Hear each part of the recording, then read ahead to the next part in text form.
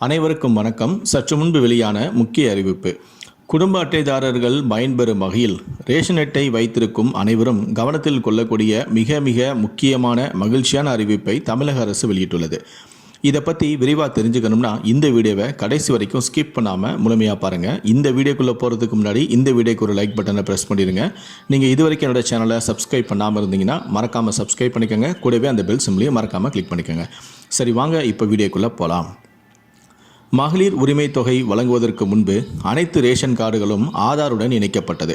குடும்பத்தில் உள்ள அனைவரும் ஆதார் என்னும் இணைக்கப்பட்டுள்ளதால் குடும்பத்தில் உள்ள யார் வாகனம் வாங்கினாலும் சரி, வீடு மனை வாங்கினாலும் சரி, வருமான வரி கணக்கு தாக்கல் செய்பவர் இருந்தாலும் சரி, ஒட்டுமொத்தமாக ஒரு குடும்பத்தின் வருமானம் எவ்வளவு என்பதை அரசால் எளிதாக அறிய முடிகிறது. அதை அடிப்படையாக வைத்துதான் மகளிர் உரிமை தொகை 1 கோடிக்கும் அதிகமான குடும்பங்களுக்கு வழங்கப்படுகிறது.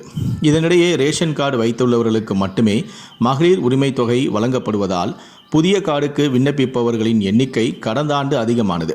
அதாவது ஒரு குடும்பத்தில் இருக்கும் மாமியார் மருமகள் இருவருமே மகளிர் உரிமை தொகை பெற வேண்டும் என்பதற்காக ஒரே வீட்டில் இருந்தாலும் புதிய கார்டுக்கு விண்ணப்பிக்க தொடங்கினார்கள். இதனால் விண்ணப்பங்கள் அதிகமாக குவிந்தது. இவர்களுக்கு பல மாதங்களாக கார்டுகள் வழங்கப்படாத நிலையில் தேர்தலுக்கு 1 மாதத்துக்கு முன்புதான் ஸ்மார்ட் கார்டு ஒப்புதல் ஆகிவிட்டது என்ற குறுஞ்செய்தி சிலருக்கு வந்தது. ஆனால் தேர்தல் காரணமாக அவர்களுக்கு கார்டுகள் வழங்க முடியாத நிலையும் ஏற்பட்டது. இந்த நிலையில்தான் தேர்தலுக்கு பிறகு விண்ணப்பம் செய்தவர்களின் மனுக்களை ஆய்வு செய்து நடவடிக்கை எடுக்கும்படி தமிழக அரசும் உத்தரவு பிறப்பித்துள்ளது.